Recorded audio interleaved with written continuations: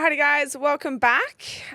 Today we are talking about a timely topic, which is navigating the holiday season. So we're coming up to December. I think it's December tomorrow, but it'll be December already when this comes out.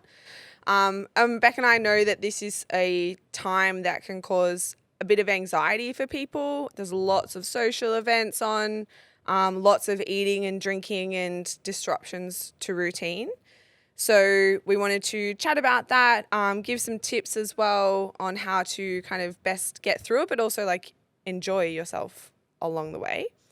Before we get into the topic, we've gone a couple of weeks without doing like our what are we powering through, which is something that we did in our earlier episodes, which is pretty much just we spoke about in, I think, episode 1 or 2 that, like, there's a lot of messaging out there about, you know, like, what are you grateful for and all of that kind of positivity stuff, which is great.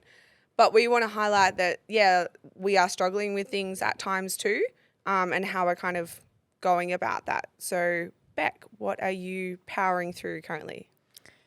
So I wanted to talk about, with the powering through thing today, a little bit of an identity crisis that I feel like I'm having at the moment where, you know, throughout this year, I've taken a big step back in terms of my training. I've already kind of spoken to you guys about that a few times with this gut protocol.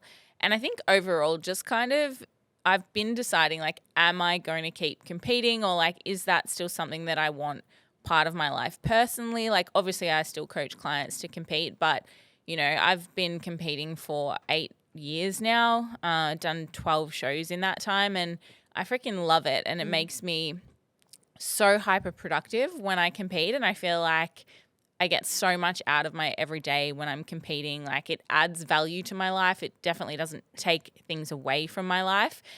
So I do really enjoy the process.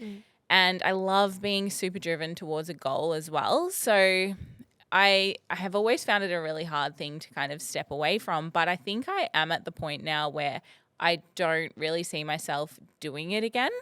Wow. And yeah, just with all the health stuff that I've like been focusing on this year, and I'm finding like a really nice groove of balance between like different modalities of training. Like I've been doing a little bit more functional fitness, a bit more running, like surfing. Like I still train weights like a few times a week, and I will always love that and will always do that. But I think I'm really enjoying doing a little bit more cross training and just moving my body in different ways that feels really good. I'm also really enjoying the flexibility of things like socializing. It's fun. And yeah, and going away. And it's funny because we just released our party culture episode, and like I actually went out on the weekend and like had a few drinks, and it's been a while since I've done that because I have been navigating like being sick and stuff. So I haven't really been able to do anything like that. And I think even that in itself was really interesting because I had a lot of fun, and I do have a lot of fun when I go out a lot of the time, but it is something that I've always kind of held back from doing when I've thought, oh, but I'm competing again. And like every time I do this, I'm literally taking away from that goal. Right. Because I am a very like 110% in kind of person. So I think for that reason, sometimes I'll hold myself back on that part of my life because I don't want to take away from that goal. So I guess now I'm just kind of navigating the thoughts of like, oh, do I actually like want this in my life a little bit? Like I do enjoy it in moderation. So yeah, I'm just kind of navigating what my new balance will look like, I suppose. Yeah, I love that. So have you come to any sort of final decisions, not so much around the am I going to go out, because that's like you don't have to, but like around the competing, or are you still kind of leaving it up in the air? Well, I don't like to say never, but I'm definitely leaning towards that I probably won't compete again. And at the end of last season, I went and did the show in Japan because it was on my life bucket list to compete overseas. And I was like, well, I'm already in condition. Like, I better go and do this now, because if I don't compete again, then I know that if I don't compete overseas right now, I will still want to do that, which will force me into another season. Yeah. And yeah, I'm also 32 now. So I feel like as a woman, when you compete, it's obviously stressful on your hormones, as we've spoken about in previous podcasts. So I'm probably at the point now where I need to consider, like, you know, what do I want in my future? Like, if I do want to have kids one day, like, that's obviously going to potentially have an impact, and it's something you need to start thinking about once you get to your 30s. Yeah. Is that decision like that realization that you might not compete again? Like, does it make you sad or happy, or like, how do you feel about it? Bit of both, I think. Like, I am so grateful for everything that competing has taught me. I think it's definitely made me the person that I am, and it's built me like a level of resilience and confidence that I never would have had I have not been a part of that sport. And yeah, I'll always like have very fond memories of my times competing, and yeah, I do still love it, and part of me would love to do it again, but I think your priorities just change over time. And I feel like I do have a little bit of a split personality where part of me loves routine and structure and the other part of me is extremely free-spirited and spontaneous. So obviously competing is very rigid and structured. So I'm kind of tapping into more my free-spirited side again, and it feels really good. So I'm just going to kind of keep going with that and, yeah, see what comes of it. That's exciting. Yeah. What about you, Loz? What are you powering through this week? I think I'm on the other side of it now, which is good. But last week, I don't know if I said it on our recording, but I was really, really fatigued with my cycle. I didn't know it was my cycle for the first 2 days. I was just like literally wanting to fall asleep like every 2 hours, which is not like me. Like, I normally sleep very well at night, can do like a bunch of things throughout the day, kind of run on pretty high energy.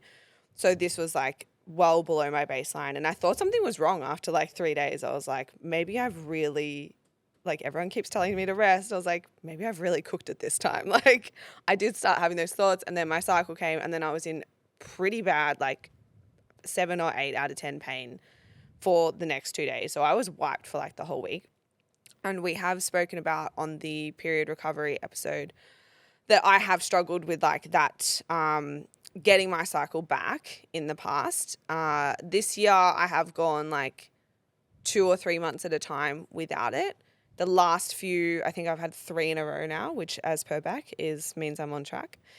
But yeah, it was still pretty painful. And I guess I wanted to highlight it because I did manage my energy. Like, I didn't just kind of continue to push. I took a couple of days off gym just because I was so like swollen and uncomfortable. And I just, even the thought of an upper body session, I was like, this is not happening today. Like, I'm going to go to the beach and maybe just lie there. But yeah, I just like managed work. I just kind of had a look at everything that I only did like the must do activities. I wasn't like working on any big projects or anything like that. Just ticked those off and then kind of got through to the end of the week and then like came good. And the last few days, I almost feel like I've like balanced it out. But that's how it works, isn't it? Like the first few days of your cycle, you're like pretty energetic.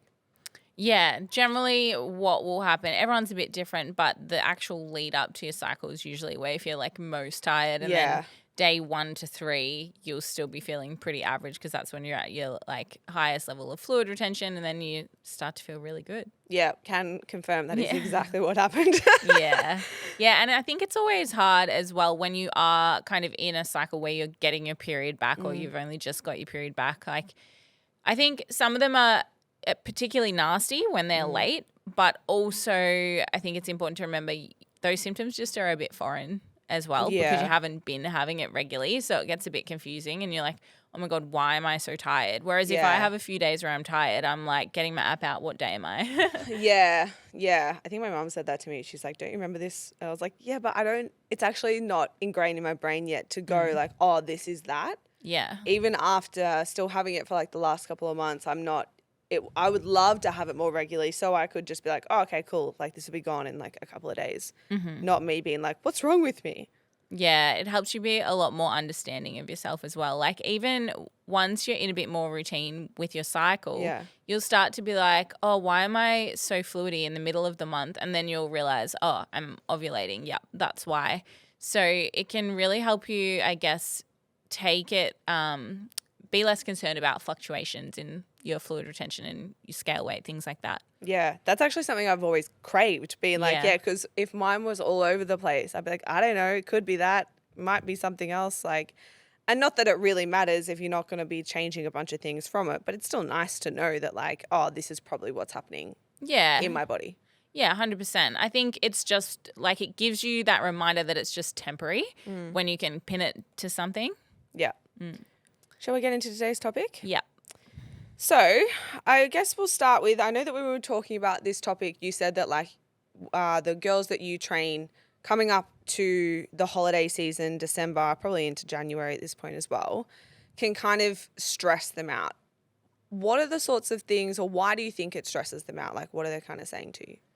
I think everyone tends to get a bit stressed out over the festive season because at the end of the day, a lot of the women that I work with are obviously working towards a goal, right? Like that's why they're working with us.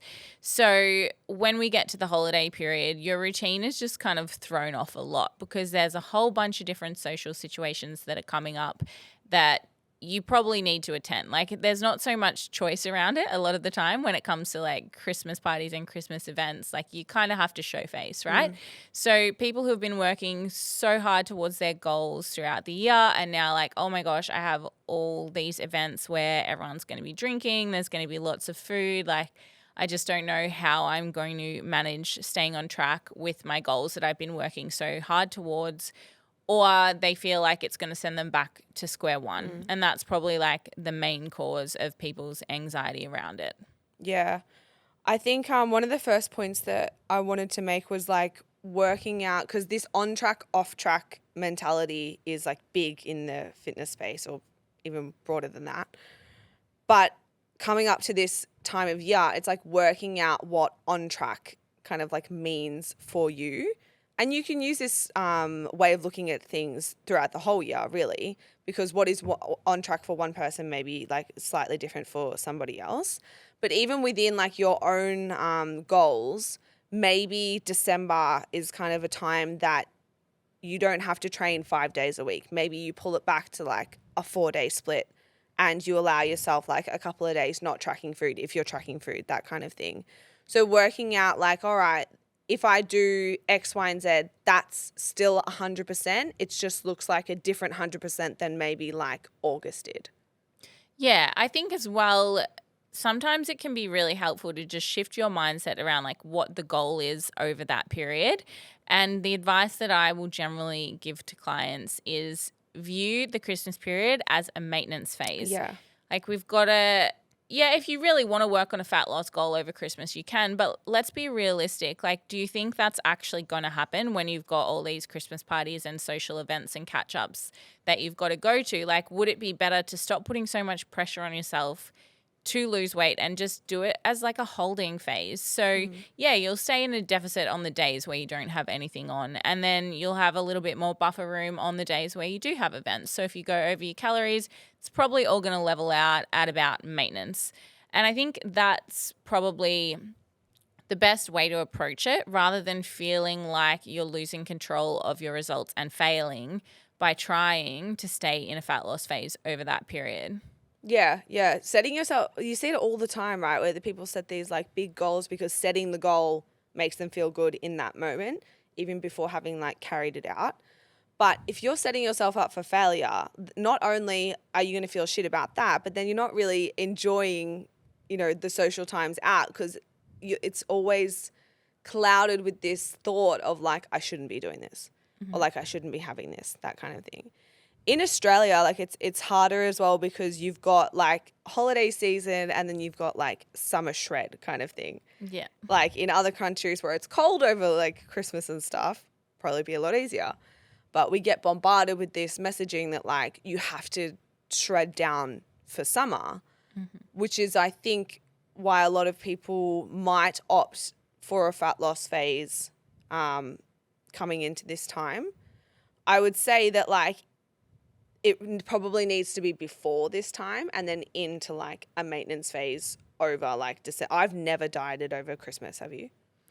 Not that I can think of, no. Yeah. Because usually when I've competed, it's been season B, which is October time. So usually I'm not dieting over summer. But yeah, I think that is a really important note to make that like it's probably a little bit too late for that advice for you guys this year right now. Yeah. But in future, you're actually better off doing a dieting phase a little bit earlier. Say you started it, I don't know, August, maybe September through to like October, and then reverse diet into the Christmas period. That would be your ideal situation, because then you're getting your body used to a higher level of calories to maintain over that festive season. Because realistically, you've probably got Christmas, you might be going on holidays as well. It's nice to be able to have that flexibility when you have those sorts of events on, and have your body more used to eating at that level so that it doesn't actually impact your body composition so much. Whereas if you've been dieting hard on like 1,400 calories a day for months on end, and then over the Christmas period,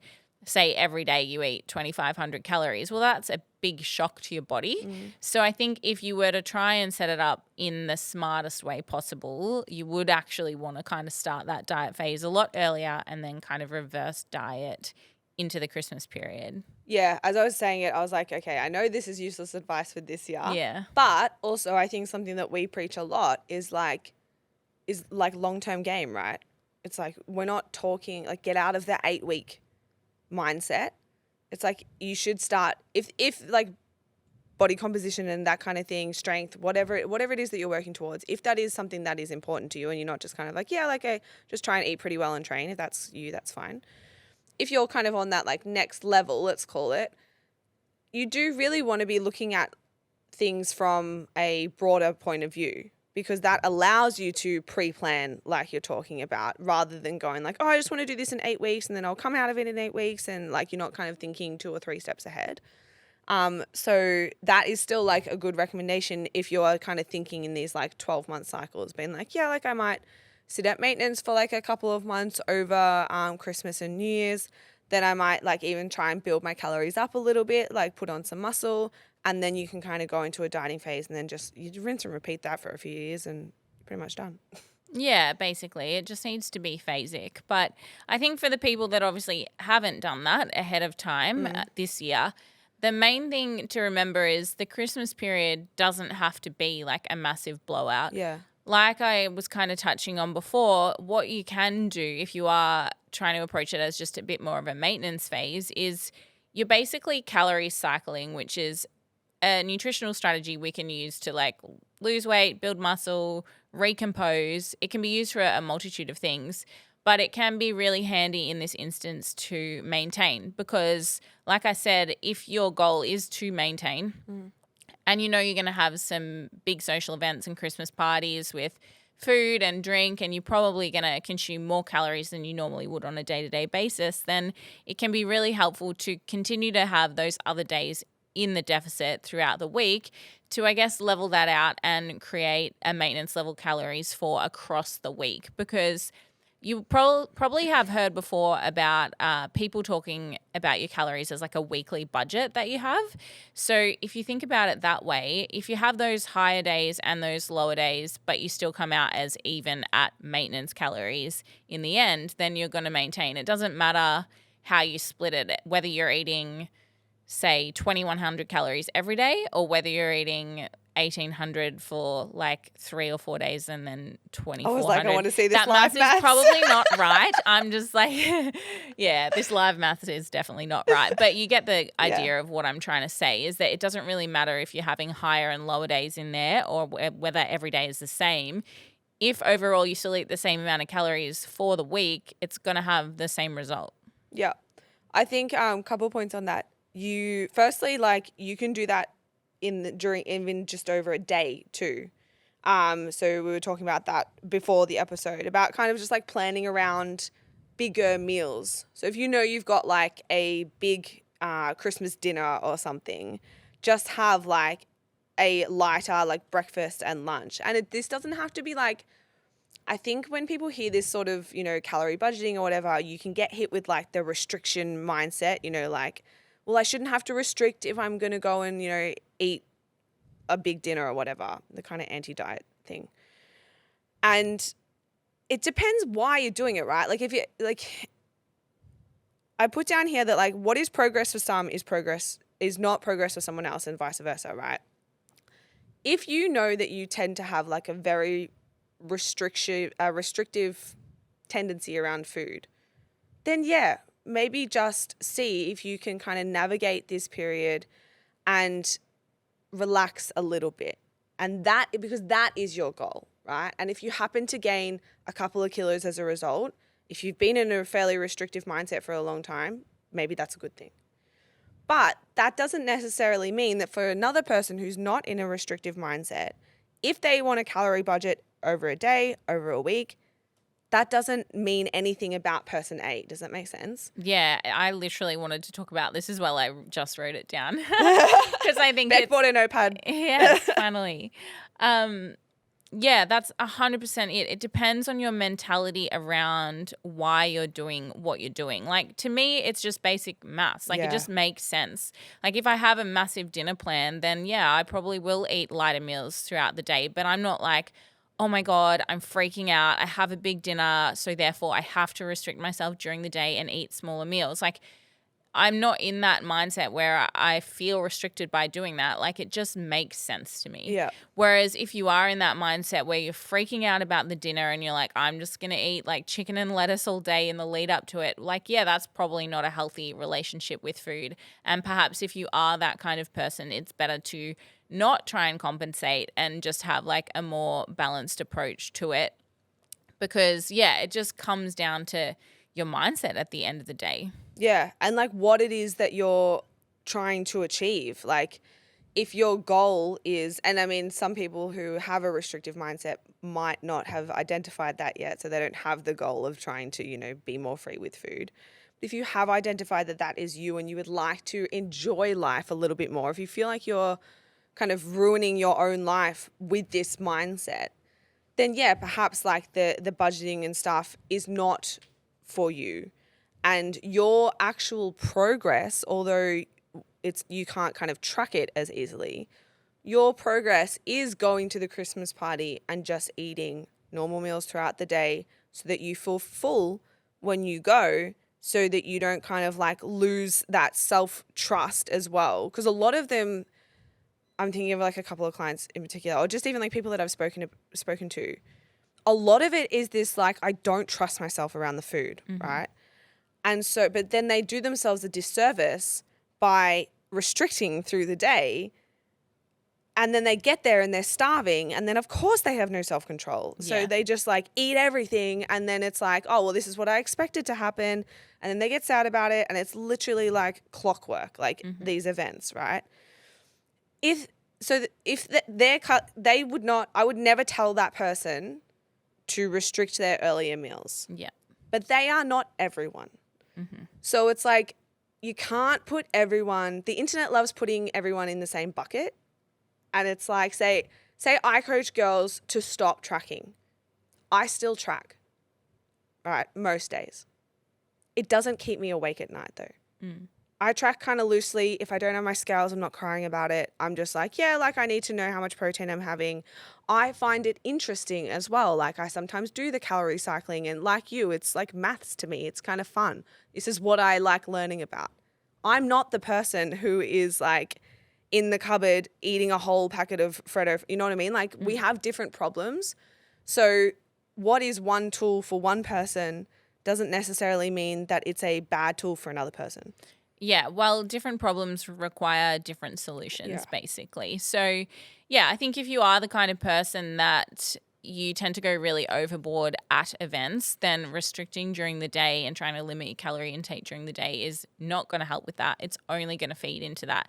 And instead of that, like Loz said, you're better off trying to have a more moderated approach across the day and not rocking up to that Christmas event absolutely starving. Because, especially if you're drinking as well. Yeah, Sorry. yeah, because that obviously increases your hunger too. So yeah, I think it is very much individual dependent, and you really need to figure out like, what problem is this period posing for you? Is it the lack of control around food, or is it that you do just really want to try and stay on track with the results that you've achieved so far and just try and hold on to those during this period? Like, what is the biggest challenge, and how can you kind of like work with that to get you through this period? But also remember the Christmas period, like really there's probably 2 solid weeks there where there's a fair bit going on over Christmas and New Year's.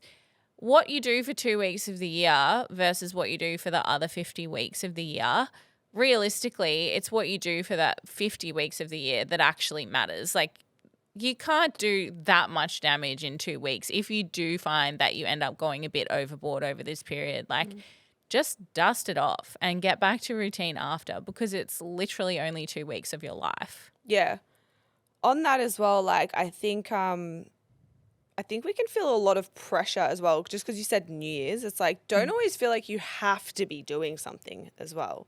Like, you know, even looking at Instagram or whatever, or people always think it's like New Year's has to be this big thing, or like I've got to be socializing, I'm on holidays and stuff. Like, you don't have to if you don't want to. Like, you don't have to make it this big thing. You know, like we might even just do like a dinner or something on New Year's. Like, I don't feel that kind of pressure anymore, but I know that a lot of people do, to kind of always be seen to be out and socializing and eating and drinking and stuff. It's like, just kind of pick your events that you really want to go to, not that you feel like an immense pressure to go to. Yeah, or even another strategy that you could use is pick the events where you do want to be more indulgent, and then pick other events where you're like, actually, I'm happy to kind of not drink at this one. I think just showing up will be enough for me. And that's a good way to kind of strategize it also, where, you know, say you have 5 dinners on for the week, like it is a lot of eating out. So if you are concerned about that, and there's some of them that you would happily go to and choose to either not drink or just have, you know, a dinner that's maybe high protein and veg rather than like ordering a pasta or something. Like, pick the events that you're willing to just kind of take, I guess, a more moderated approach with, and the ones that you then want to be a bit more indulgent at. Like, say you really want to have some drinks with your work friends at your work Christmas party, well, do it. Like, you can balance it out that way as well by having that moderated approach. Yeah, I worked through this with a client the other day, because she was like, she's a very social person. And even looking at her schedule, I was like, oh my God, like I have like, if I ever had like 2 events in one weekend, I'm like, oh my God, I'm socialed out. This girl had like a million. Anyway, it was stressing her out. So we literally just sat down and we're like, okay, well, which ones, you know, do you want to drink at? Which ones do you maybe not want to, or like less important to you, blah, blah, blah. And she just picked a couple, and then she like went to her first one. She gets really quite bad, not social anxiety, but is scared to kind of like put up a boundary if she's not drinking, right? And she went to her first one and she was super nervous to kind of like tell people that she wasn't drinking. But she got through the first one. She came home and she was like messaging me. She was like, I was literally like dancing around my room. Just because she stood up for herself. I'm getting sidetracked. But what I mean is that like, once you've got that plan ahead, you don't have to go through the anxiety of before each and every event, because that's not what normally happens. You kind of go to am I going to drink at this one, the next one? Am I going to drink at this one? If you just sit down for like half an hour and look at them all and go, that one, that one, that one, then your decision's already done and you can kind of let go of it. Yeah, and I guess that ties into what we spoke about in the Party Culture podcast, where just do what you want to do and be confident in that decision. And if that is not drinking at some events, like, that's okay. Yeah. And if you do struggle with the conversation around it with other people, just hold a soda water with lime in it in your hand, because no one can tell the difference. So, yeah, I think you just need to behave in a way that feels authentic to like what you actually want to do, and that's going to give you the peace of mind. What tends to give you anxiety is when you behave in a way that is not in alignment with what you authentically want to do. Yeah, 100%. I couldn't agree with that sentence anymore. Another tip that we spoke about just around like training, not so much like nutrition and stuff, is what I find works for well for me is just training early in the day. Like, I train early normally, so it's maybe not as big a thing for me. But like, I know you normally train. What do you normally do? Do you train your change your training schedule through the social period, or not really? No, I usually train around mid-morning, the online coach time. But yeah, I think anytime there's a social period or like a busy work period, say people are busy tying up loose ends at work towards the end of the year, anytime you have a period like that, if you can get training done early, then if something pops up later in the day that then, your friends want to go out for dinner or you've got to finish a work project, it's already done. So I definitely recommend anyone who kind of works in more of a corporate setting with like less flexibility to just get it done early. Yeah, I tried when I first got up here. and I was going and doing like a heap of classes. I was going to train with a girl and she trained at like 4:30 and I did it for like 3 days. I was like, I can't do this just with my corporate work, just because like I would be halfway through something and then be like, oh, I've got to train, but like I You don't. mean 4:30 p.m.? Oh yes. Okay. Yeah, I Yeah. should clarify that actually, because it's not currently it's 4:30 a.m. Yeah, 4:30 p.m. Sorry, in the afternoon. And then I would like once I'd go and do that in the afternoon, I never want to come back and like keep going. So yeah, it wasn't it for me. I'm an AM trainer through and through. The other one that I had down is making sure that you prioritize your sleep. Like I know that December and Jan can be filled with like super late nights or even just like back-to-back events where it might be like, yeah, okay, if you have 6 or 7 hours one night, you can pull up, pretty okay the next day. If you do that like 3 or 4 days in a row, you're going to feel pretty shit. So it's seeing even if you can like schedule, you might not have that much control over the social events, but we love a day activity. Not staying out, you don't have to stay out past midnight just because everyone else is, that kind of thing. Like just making sure that you're just doing all the little things like prioritizing sleep that mean you're looking after yourself. I think that'll help you kind of get through this period a little bit better. Yeah, I think as well in terms of willpower around Yeah. food and drink, the more tired you are, the less willpower that you have because your hunger hormones are literally increased and you're going to crave more sugar and stuff. So, anytime you do have like a late night and you are a bit sleep deprived, that next day is going to feel so much harder. So if you are trying to have that like moderated approach, it's probably going to be a lot more difficult if you're not getting enough sleep as well. So do keep that in mind. I think another thing that we really wanted to talk about as well is the changes that you see in your body after a social event and trying not to freak out about them over this social Christmas period, because when we eat out, so many things happen that do make us like hold fluid the next day.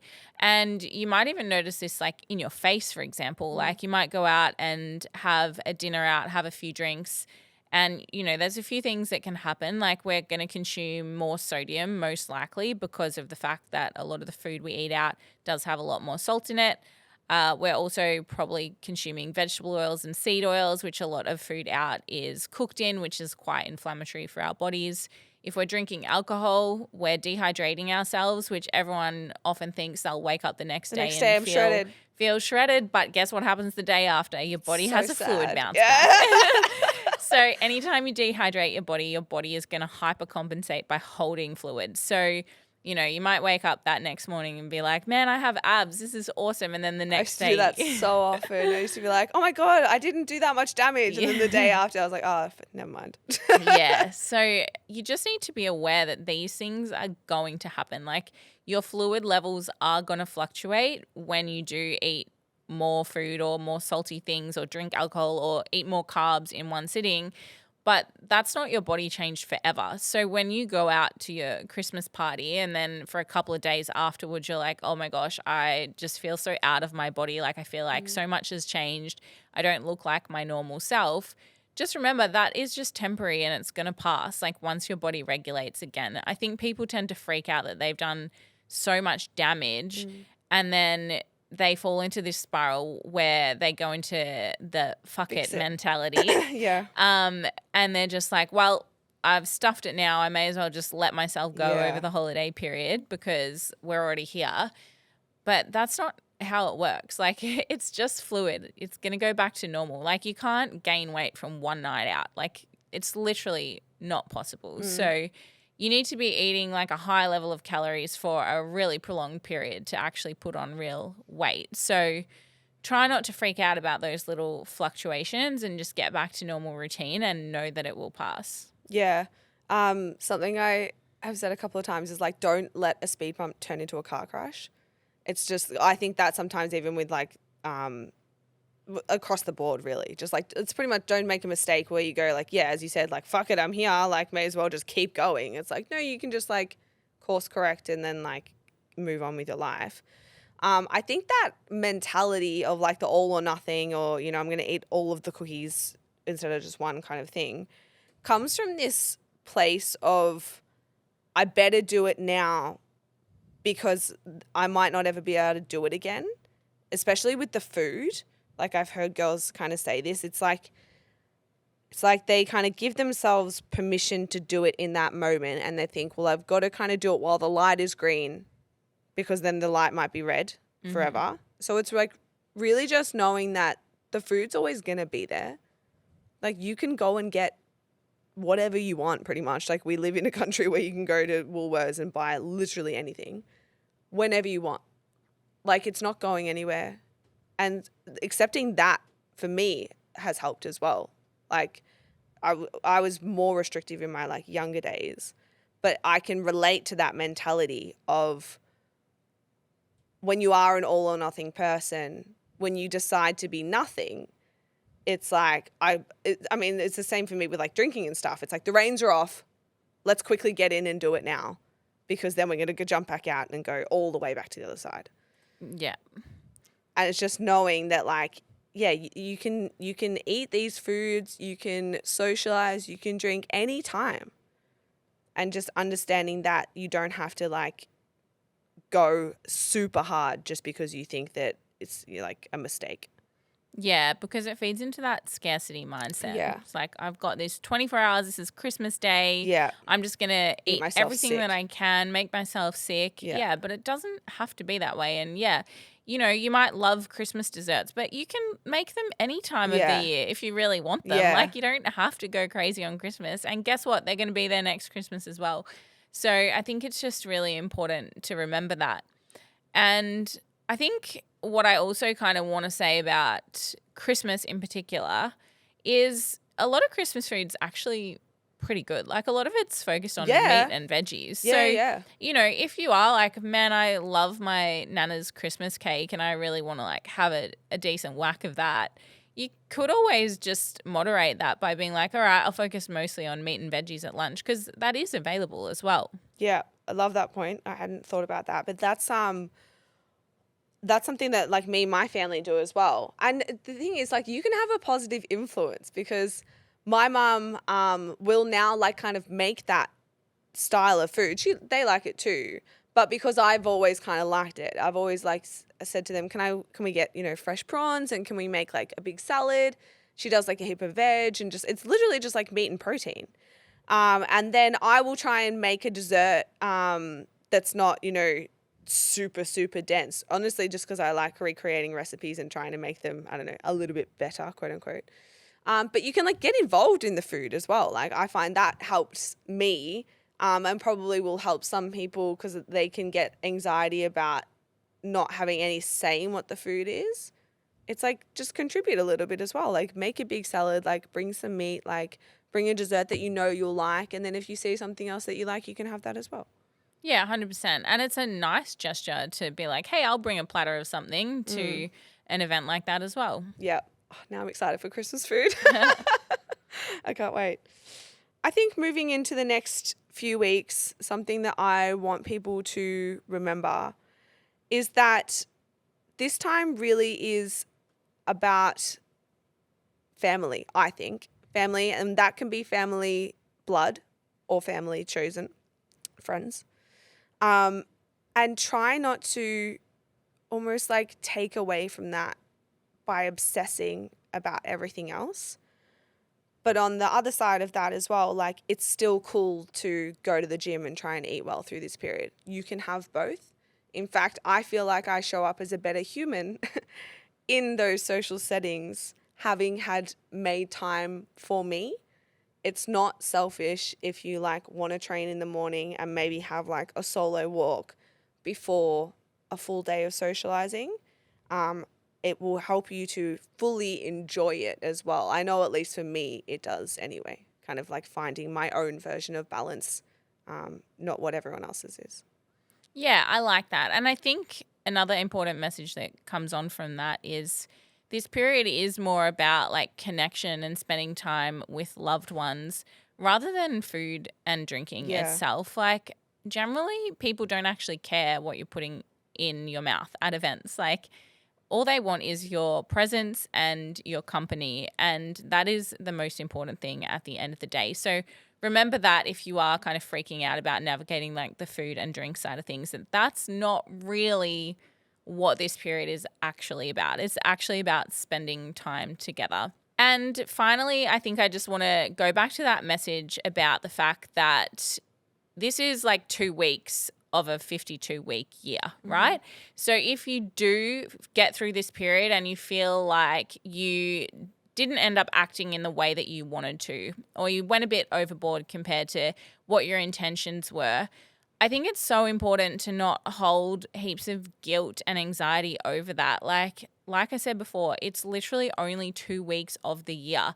What you do in the other 50 weeks matters so much more. So it's not going to be of dire consequence. Just focus on, after that period, set some new goals, get back into routine, and you're not even going to remember what happened over this period in a few weeks' time. Like, you just need to try and not beat yourself up over it if you do end up indulging more than you had originally planned, because it's such a short period of your life. Like, sometimes we just got to live. Sometimes we just have to have fun. And sometimes we do go overboard. We all do it. So just don't be too hard on yourself if that does happen to you over the festive period. Yeah, put the scales away as well, I would say, for 2 weeks. You don't need to watch those fluctuations. All right, we're done? Yeah. Cool. Thanks, guys, for listening. And thank you for all of your feedback as well. I know that Beck and I have received some really good feedback on the last few episodes. We're always super keen to hear what you guys think. So if these tips were helpful, please reach out, let us know, share with a friend, do all of the things. Thank you. Thanks, guys.